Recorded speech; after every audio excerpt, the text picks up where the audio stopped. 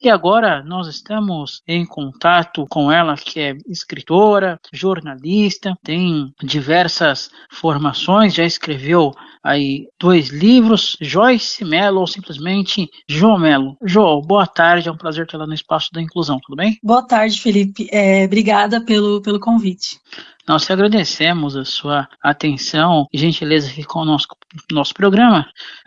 Jo, conta um pouco para nós da sua história, você, né, aliás, se puder se descrever, inclusive, né, para gente. Tá, o pessoal me conhece mais como Jomelo. Eu tenho 36 anos, vou me descrever. Eu tenho cabelo curtinho, pintado de vermelho, eu uso óculos, sou uma mulher negra de pele clara e tenho muitas tatuagens e acho que seja isso. 23, né, que você tinha comentado com a gente no outro grupo. Meu Eu Deus. perdi as contas. Haja coragem, nós vamos chegar nelas. Jo, você teve o seu diagnóstico de autismo, né, já na fase adulta, inclusive. Isso, foi em 2023, né? Tem 2 anos aí que eu tô nessa caminhada de me redescobrir. Então eu tô com 36, 30 foi com 34 anos. E o que foi mais difícil para você após esse diagnóstico? Eu acho que me aceitar como pessoa autista no sentido de eu tenho algumas limitações. Porque eu tenho um problema que eu tô tratando na terapia, que é a síndrome de super-heroína. Então, eu sempre fui muito ativa de fazer muitas coisas ao mesmo tempo. Porque além do autismo, eu também tenho TDAH, então o TDAH acaba me deixando muito, muito mais ativa. E quando eu me vejo em situações que eu não vou num show porque o barulho me incomoda muito e me dá crise, ou quando eu não vou num barzinho né, porque tem música ao vivo, ou quando eu falto quando alguns amigos me chamam para sair, aí eu não vou porque tem pessoas que eu não conheço, e isso acaba me deixando chateada. Então, acho que tem mais a ver com o que eu tô tentando não me culpabilizar, porque também é uma questão da sociedade, né? Então, se eu vou num bar e aí peço para baixar o som e acham ruim, por exemplo. Então, acho que é uma questão ali um pouco minha e um pouco do que a sociedade não oferece pra gente, que é ser espaços, né, inclusivos. Então, acho que é mais isso, assim, essa questão de não poder fazer tudo que eu realmente queria, ou quando eu faço, depois eu fico uns 2 dias em crise. E o que você considerou libertador? Ser esquisita. Então, deixar de me culpar no sentido de se eu sou muito, antes era chamado muito de metódico. Então, se eu organizo muito as coisas de um certo jeito e quando aquilo não sai do jeito que eu esperava, né, que eles chamam de rigidez cognitiva, eu ficava muito chateada e me achava muito ruim. Por que eu sou assim, por que eu faço isso, por que eu fui mandada embora do trabalho porque eu fiz isso.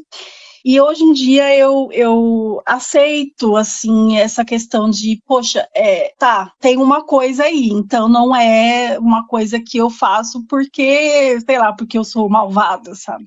E assim, você, né, costuma estudar bastante, você tem várias formações, né? Inclusive eu gostaria que você falasse pra gente. Isso se tornou um hiperfoco? Eu tenho hiperfoco em estudo. Eu adoro estudar. Eu sou formada em letras e com habilitação em português e espanhol. Tenho pós em comunicação e marketing digital. Estou fazendo pós em jornalismo digital, em EAD. E também entrei recentemente no mestrado acadêmico de letras, com ênfase em estudos linguísticos. Aí, uma coisa em comum em tudo isso é a linguagem, é o comunicar. Então, eu gosto muito de estudar a comunicação, eu gosto muito da comunicação, de entender como que a língua funciona, como que a linguagem funciona, gosto muito de escrever, então acabou que tudo que eu faço é meio que voltado para a escrita. Você habla também comunicação? Hablo um pouquinho. os livros? Como que vieram os livros? Então, eu tenho 2 livros publicados, que é o Hipérboles, Afoga e Transborda em Mim, e Os Cinco Sentidos. Os dois são de poemas.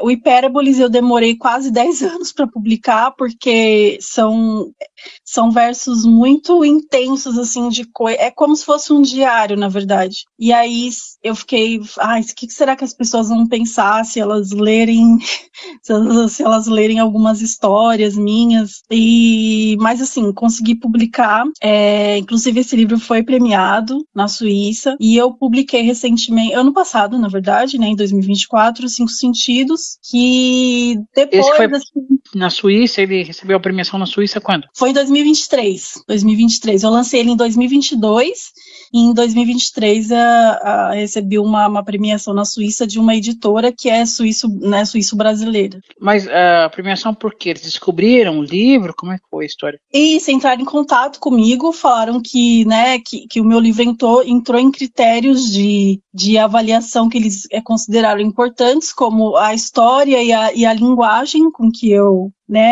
escrevi, e aí me convidaram, assim, eu só não fui até lá, teve cerimônia de premiação na Suíça, o livro foi exposto no Salão do Livro, em Genebra, e o livro foi, eu não fui, mas...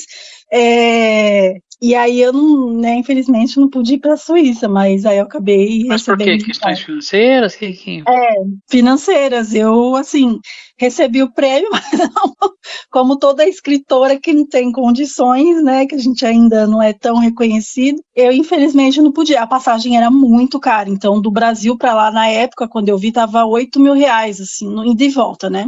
Então, impossível para mim. Mas você tem contato com o pessoal da Suíça ainda hoje? Tenho contato com o pessoal da editora, porque é uma editora que atua aqui no Brasil e atua também na Suíça.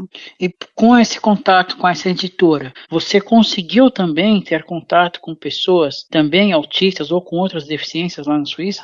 Não, inclusive eu nem procurei saber e nem... porque assim, acho que na época, deixa eu ver, eu recebi meu diagnóstico em 2023, foi na época que eu estava recebendo o diagnóstico, assim, então não foi uma coisa que eu estava pautando muito, sabe?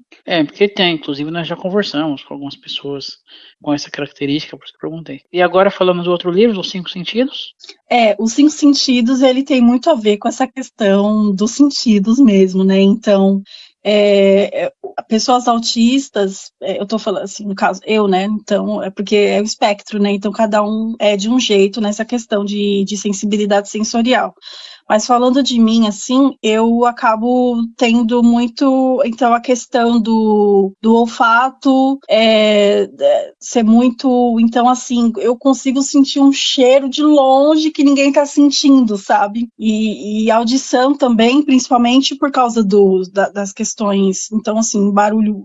Quando tem muito barulho, eu não consigo me concentrar e eu fico em crise mesmo, choro, é uma coisa que quem olha assim, fala, nossa, você nem parece autista, mas no dia a dia é complicado. Então, assim, hoje eu tenho um abafador, consegui de presente um abafador, e então, assim, quando eu vou para shopping, ou quando eu vou para show, eu não vou de jeito nenhum, nem com abafador, porque é muita gente, aí acabo me perdendo, ficando sem orientação, assim, e aí eu tenho crise. Mas o abafador acaba sendo uma forma que me ajuda a ir para os lugares, acho que é isso. Você mora no centro de São Paulo, correto? Uhum. Como que é estar no centro de São Paulo, onde tem tanta movimentação e, ao mesmo tempo conviver com a questão... Conviver não, sabe? Ser autista, vou reformular a pergunta. Ser autista e morar no centro de São Paulo, que é um local tão movimentado. Eu já cogitei sair daqui muitas vezes, porque é muito barulhento mesmo, assim, então eu moro bem no centro, perto da Estação da Luz. Nossa. Perto da Cracolândia, então, assim, quando tem muita movimentação, quando eu vim pra cá eu tive muitas crises. Assim, a gente acaba se ambientando um pouco, né, então eu acabo me acostumando, entre aspas, com barulho, mas assim, sempre tem uma obra, sempre tem som alto por causa dos bares ao redor, a avenida aqui, eu tô bem perto de um cruzamento, então tem sempre ônibus e é 24 horas por dia. Eu durmo, quando tá muito barulho, eu durmo com abafador. Eu tenho, né, além do abafador grande, eu tenho um abafador que ele é intraocular, acho que é intraocular que fala, né? E intraocular, não sei. Eu coloco, né, dentro do ouvido, aí eu consigo dormir. E também eu uso um negócio de olho, assim, que eu esqueci o nome, acho que é aquelas máscaras de olho, sabe? Pra deixar tudo muito escuro, porque aqui também é muito claro. Então, são coisas que que eu tenho que me adaptar ao ambiente. Então, eu não tenho como, né, não tenho dinheiro para sair daqui. Então, eu acabo tendo que coisas do dia a dia, ficar o dia inteiro de abafador quando tá muito barulho, ou quando tá muito claro na hora de dormir, assim mesmo, fechando a janela por causa das luzes da rua, eu durmo com esse, né, com negócio de olho. Então, são essas micro adaptações que eu faço diariamente. Ô, Jô, e no dia a dia, para sobreviver, você dá aula? O que você faz? Então, no momento eu estou desempregada. No meu último emprego, eu fui mandada embora justamente porque eu não era uma pessoa participativa com outras pessoas. Não participava de reuniões, essa foi a justificativa. Em outros empregos também, essa questão de ter contato e conversar e ter que interagir, para mim é muito difícil, porque na minha cabeça eu vou para o trabalho para trabalhar. E aí, hoje em dia, tem muita nessa questão da cultura das empresas, de fazer, de ambientar as pessoas para conversarem, enfim, essas coisas. E aí, das hard news aí que eles falam é a comunicação, e isso para mim é um pouco difícil. Eu estou falando com você aqui agora, mas se a gente estivesse pessoalmente junto com outras pessoas, eu seria a pessoa que ficaria totalmente quieta, a não ser que alguém me perguntasse alguma coisa. E assim, já trabalhei como redatora, fiquei 8 anos numa empresa como redatora. Depois disso, eu fiquei mais 2 anos em outra empresa como redatora, que foi essa última. Hoje em dia, eu não estou com trabalho fixo, então eu estou com mestrado, o dia inteiro, assim, estou me dedicando bastante ao mestrado, e freela. Tudo que chega de freelance para mim, de redação, eu faço, sabe? E eu tenho apoio também da minha irmã e do meu namorado, então eles são o meu suporte, né? E o home office? Eu prefiro muito. Eu acho que saiu até alguma emenda, alguma coisa de que autistas tenham direito a home office. E eu acho isso muito importante, porque pegar condução, para mim, é horrível, assim. Quando eu vou aqui o mestrado, eu tenho que ir 2 vezes, né? 2 vezes na semana. Então é muito difícil para mim, assim, principalmente por causa do barulho do trânsito e lugares que eu não conheço, até eu me ambientar a esses lugares é complicado. Então eu prefiro muito trabalhar em casa, que eu já tenho ali o meu computador, eu já tenho aqui as minhas gatas, já tenho os meus horários, as minhas rotinas. Eu gosto muito de trabalhar em casa, apesar de precisar sair um pouquinho, né? Mas essa questão do home office é muito importante para, né, no caso de pessoas autistas, principalmente para evitar crises, né? A faculdade, eles têm essa informação de que você é autista, que qualquer coisa você precisa de algum suporte? Isso. Então, na faculdade eu entrei como um cota PCD, eu, né, dei meu laudo para eles, teve toda a questão de aprovação, enfim. E aí eu entrei como PCD, inclusive na aula passada eu faltei porque eu tive crise, e eu não sei ainda como que funciona essa questão lá, como eu passei como PCD, então eu acredito que eles, né, devam ter algum tipo de suporte para essa questão de falta, enfim, ou de fazer online. Mas assim, as aulas que eu estou fazendo hoje, elas são 100% presenciais. E assim, depois do mestrado, você pensa, com toda essa bagagem que você tem, talvez em dar aulas? Então, aí que é o problema, porque eu tenho muita dificuldade eu preciso muito de uma previsibilidade do que. Então, eu não sei, na verdade, eu não sou uma pessoa que gostaria de dar aulas, eu tenho vontade de seguir mesmo na área de pesquisa, e de uma pesquisa que eu não preciso ficar falando muito. Então, eu ainda não sei como é essa questão, porque é uma coisa muito nova, assim, para pessoas autistas. estarem no mestrado. Por exemplo, eu sou a única da minha sala, sabe? Inclusive na própria Unifesp mesmo, que é onde eu faço, esses dias postaram no Instagram que foi a primeira aluna da Unifesp surda que se formou. Então, acho que é uma coisa muito nova, assim, né, tipo, então, para uma pessoa autista, ou até mesmo uma pessoa com outras deficiências, a gente vê como que vai seguir daqui para frente, porque a sociedade agora está tendo que lidar com a gente, porque a gente está, né, aparecendo e mostrando aí que a gente existe. Então, nesse momento, a minha vontade é seguir como carreira de pesquisadora mesmo. Mas você tem contato com outros autistas universitários? Inclusive na Unifesp tem uma, né, a Monique. Não conheço. Acho que é Monique Ramada, não vou lembrar o sobrenome agora, não vou falar errado. Vou procurar. Mas tem uma. Você tem contato com outros autistas universitários? Tenho só online. Então, conheço, acho que o nome dele é Guilherme, ele é autista e ele é doutor em letras também. Inclusive, ele dá orientação, né? Ele é orientador e professor de faculdade. Tem o William também. William, isso. Isso, a Sofia também, que ela é doutoranda também em letras, também em comunicação. Eu tô tentando, assim, encontrar outras pessoas autistas da academia, sabe? Para tentar me ambientar essa galera e ter com que trocar também, entender como que é a vida daqui pra frente. Tem a Khadija também, né? Que é também universitária. Tem várias, tem alguns.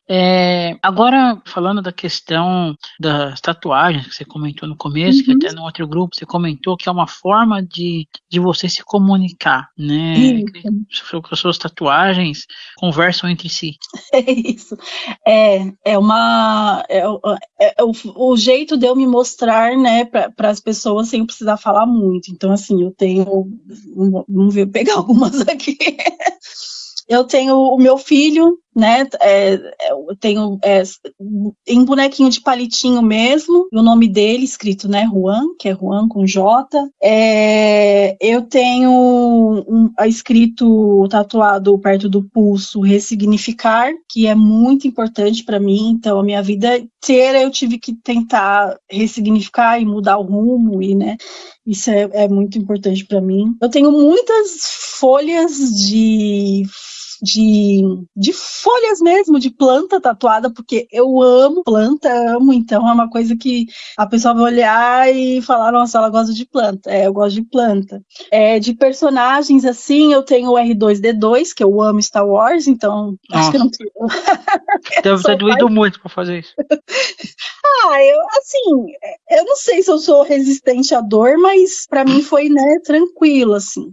Tem um besouro, né, o besouro Hércules, que eu gosto muito da história dele, da metamorfose dele. Enfim, tem algumas outras coisas, que tem o gato tatuado, que eu gosto de gatos, tem outras plantas. Qual é a reação do povo quando olha pra você assim e vê esse monte de tatuagem? O pessoal fica reparando, né? Eu não gosto muito. Apesar, assim, eu sou contraditória, porque ao mesmo tempo que eu não gosto de me mostrar, eu tô cheia de tatuagem. Então, assim, tem gente que fica reparando, né? Tem gente que vem falar comigo sobre, né, minhas tatuagens. Mas, assim, acho que como hoje em dia muita gente, né, acaba tendo e tal, eu saio pouco de casa, então ninguém nunca.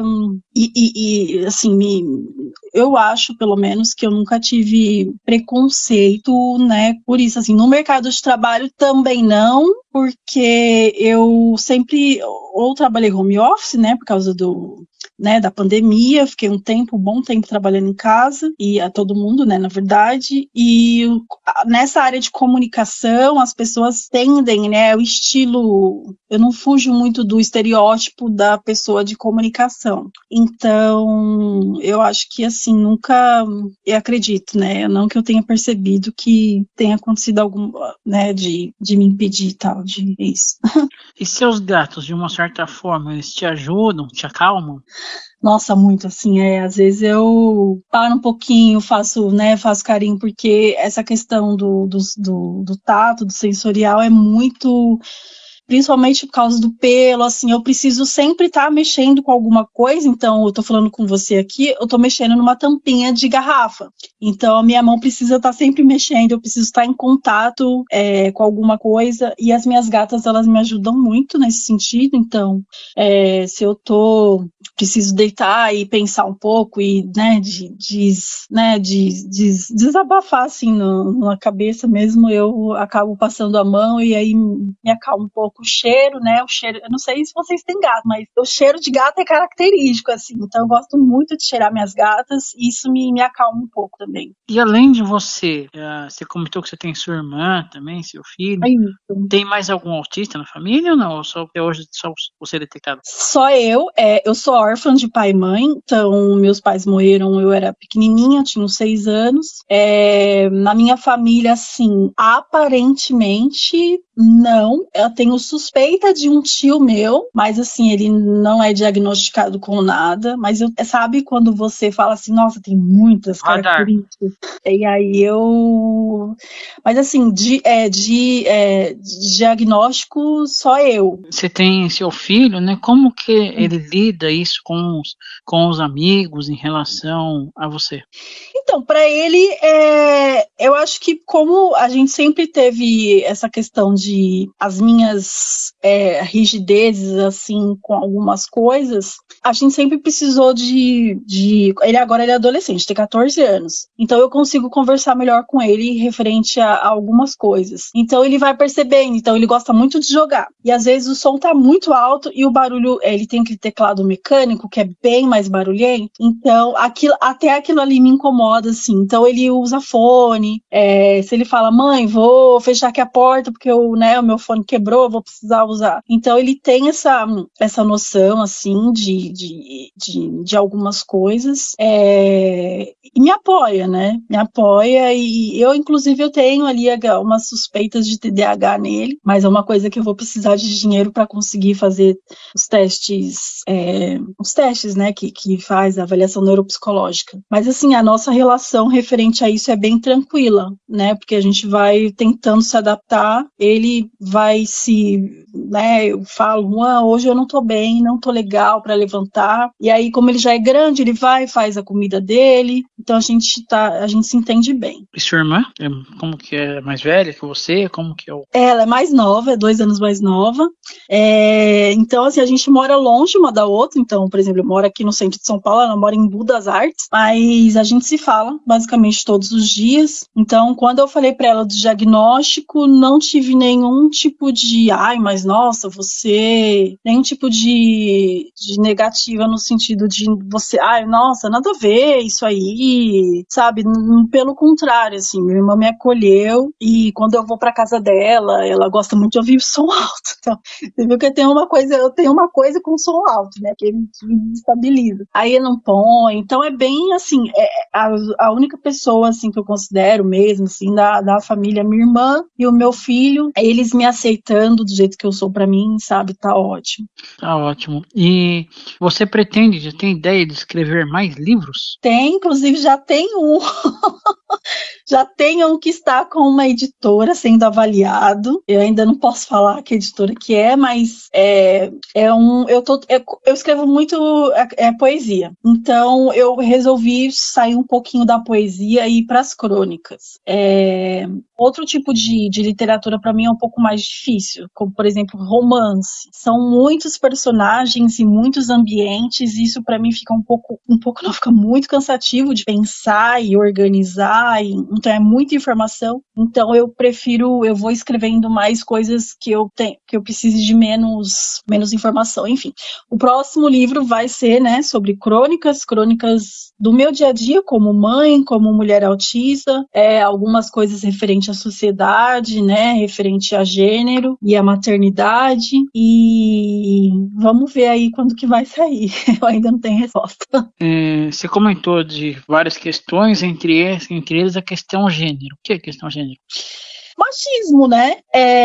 Principalmente no caso de mulheres autistas. Então, assim, o autismo ele foi estudado para meninos e para homens, né? Então, pessoal fala, tem até um negócio que eu estou estudando, estou aprendendo, que é sobre neurosexismo, que falam que o cérebro de homem e de mulher é diferente, mas na verdade é a convivência social. Então, assim, existem homens e mulheres autistas, meninos e meninas autistas, só que o nosso dia a dia é diferente. Então, os meninos podem ter um pouco mais de liberdade, entre aspas, de sentar de perna aberta, por exemplo. A menina não.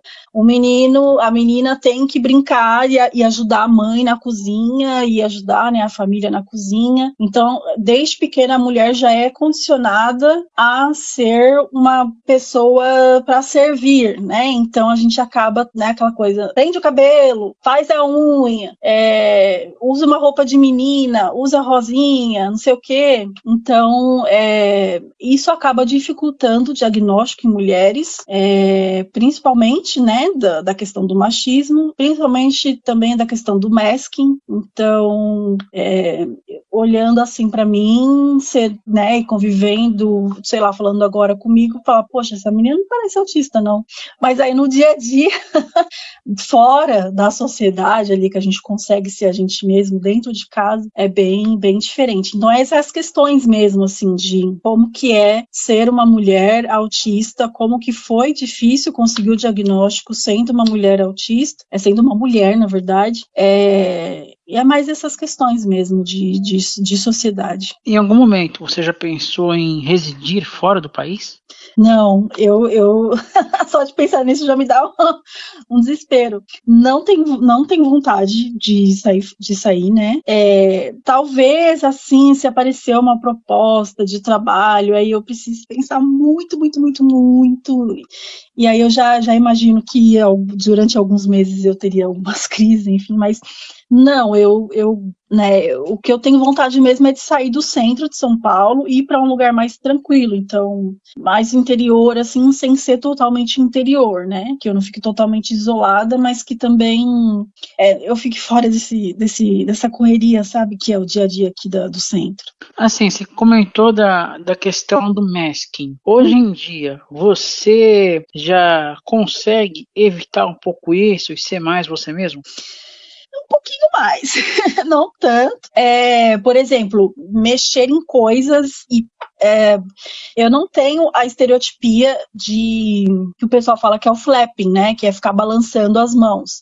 Essa estereotipia eu não tenho, eu gosto de ficar mexendo em coisas, então eu preciso a todo momento estar mexendo em coisas. Eu não fazia isso em público, por, sei lá, o pessoal fala, nossa, a pessoa tá mexendo numa bolinha ali, o que é ela?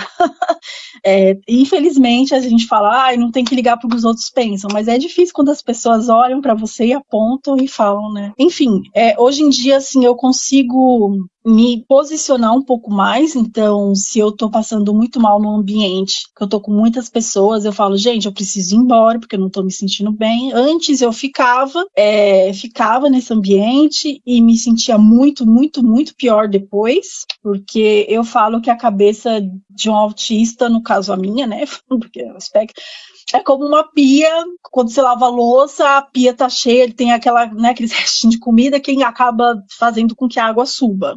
Eu imagino que, assim, fazendo uma analogia, que a cabeça do autista é isso, assim, vai enchendo, enchendo, enchendo, enchendo até o momento de transbordar. O que a gente precisa fazer? Tirar aqueles restinhos, aquelas coisas, né, é meio nojento isso, mas tirar aquelas coisas do fundo para aquela água ir descendo. Então, é muita coisa para processar, muita informação. Então, se uma pessoa atípica consegue processar rapidamente um barulho, para a pessoa autista, esse barulho demora um pouquinho mais para ser processado. E se vem outro barulho, vem mais um pouco. Aí se vem outra coisa, vem mais um pouco. Isso vira uma bola de neve e transborda aí que vem a crise. Então, eu consigo, ali naquela coisa, eu saio de perto, ou eu não vou, eu falo, não, eu não gosto, não vou nesse ambiente porque eu não me sinto bem. E eu consigo, assim, tô aos poucos tentando, não é totalmente, né, mas é isso. Bom, da Web Rádio Teletema, do programa Espaço da Inclusão, gostaria de agradecer a sua atenção, gentileza aqui com o nosso programa. Gostaria que você fizesse suas considerações finais, se quiser passar seus contatos, enfim, seus à vontade. Tá, eu que agradeço o espaço. Eu tô no Instagram como jomelo.escritora. Lá eu compartilho o meu dia a dia, algumas reflexões sobre autismo ou sobre o meu trabalho como escritora. Eu sou também a fundadora da revista Mães que Escrevem, então é @mães que escrevem. E bom, é isso, apoiem pessoas autistas, leiam pessoas autistas, e leiam pessoas brasileiras autistas, porque a gente tem muito essa, entre aspas, síndrome de Aliás, esses dias você postou, inclusive, né, de escritores autistas. Aproveita e fala, se você lembrar, fala pra gente. Eu tinha visto um post no Instagram indicando, né, personagens autistas e tal, mas era muito muito escritor estrangeiro. Eu falei, poxa, a gente tem tantos escritores autistas aqui no Brasil, né, e pessoas que não são tão conhecidas, mas que, poxa, vamos, né, fazer esse povo ser conhecido. Então, eu indiquei 12 pessoas. Tem a Sofia Mendonça, ela é uma mulher trans autista, então ela fala sobre, né, o livro Metamorfoses fala sobre isso. Tem a Mariana Riga, ela escreve, tem o primeiro romance dela, né, Cavala, eu ainda não li, mas eu acompanho a Mariana. Aliás, a Sofia nós já entrevistamos há um bom tempo atrás, inclusive. Ah, que legal! Tem um portal, né, também, Sim. junto com a Selma, a mãe dela, com a Selma Sueli. Isso. O Luciano Gonçalves, ele escreveu um livro Crônicas Espectrais. A Silvia Esteroru, a Silvia, ela é doutora, né, em educação, e ela tem um livro Autismo em Meninas e Mulheres. O Felipe é uma pessoa não binária, então escreveu vários livros, mas o último é Asfixia, que é poesia. A Andressa Batista, a Andressa é uma pessoa cega, o Instagram dela é Eu Cega e Autista. Ela escreveu o livro Textos do Meu Contexto. Fernando Murilo, ele é autista não verbal, então ele escreveu, o último lançamento dele é A Vida Pede Vontade de Transformar Tempo em Pertencimento. A autora Kíria, que escreveu o Escrito Autista, que são crônicas do dia a dia autista. A Michele Fernandes, Tempestade em Céu Azul. O Fernando Cabral, que escreveu literatura fantástica, né, Sopro dos Deuses, Os Ancestrais do Amanhã, é meio que ficção científica. E a Milena Martins, o livro dela foi semifinalista do Prêmio Jabuti, ela também é editora, então o livro dela chama O Cordeiro, é de poesia. A Mariana Riga, que eu já falei. Enfim, eu indiquei essas pessoas, são pessoas que eu conheço, né, que eu acompanho e tal. E aí vieram outras pessoas comentar no post aquele dia, então vai ter a parte 2, porque tem muitas pessoas autistas que escrevem, que tem como hiperfoco também a escrita, e eu acho que é importante a gente, né, valorizar. Inclusive, você falou da Andressa. A Andressa vai ter o livro dela na Bienal do Rio. Isso, vai. Eu baixei o livro dela também, para começar a ler. Eu estava até conversando com ela ontem, dando os parabéns, inclusive, né, ela estava falando que vai estar no Bienal do Rio, e provavelmente o ano que vem também na Bienal de São Paulo. Isso tem que ser, sabe? É muito importante. E o seu? Algum dos seus, você nunca pensou em tentar colocar na Bienal? Então, o ano passado eu fui, né, fiquei na Bienal como autora para Os 5 Sentidos, que foi o último que eu lancei. Eu fiquei na Bienal de São Paulo, então tive, né, um stand lá com a editora para poder autografar. Esse ano eu acho que eu não vou, porque eu vou que meio preparar o terreno para o próximo livro, sabe? Ok, então, e a revista? Você falou da revista, né, no finalzinho ainda, fala pouco mais. A revista, eu fundei a revista Mães que Escrevem em 2017, então é basicamente um espaço que mães podem compartilhar textos sobre maternidade, maternidade ou não, né, que o importante é ter o espaço para essas mulheres que têm filhos compartilharem sobre, né, o seu dia a dia, porque assim, uma coisa é a gente fazer uma matéria, história e falar sobre, né, a mãe e tal. Outra coisa é a própria pessoa ser protagonista ali da história dela. Então a revista ela tem, né, esse objetivo assim de dar o espaço para a pessoa desabafar. Pode ser anônimo, então sobre o dia a dia dela. Tem mães autistas também. Esse, né, a gente está no abril na conscientização do autismo. Tem algumas mães autistas que estão publicando também nesse mês lá com a gente. Repetindo então seu Instagram? É jomelo.escritora e o da Mães que Escrevem, @mães que escrevem. Ok, então conversamos com a escritora e também tantas outras funções, Jomelo, aqui na Web Rádio Teletema, programa Espaço da Inclusão.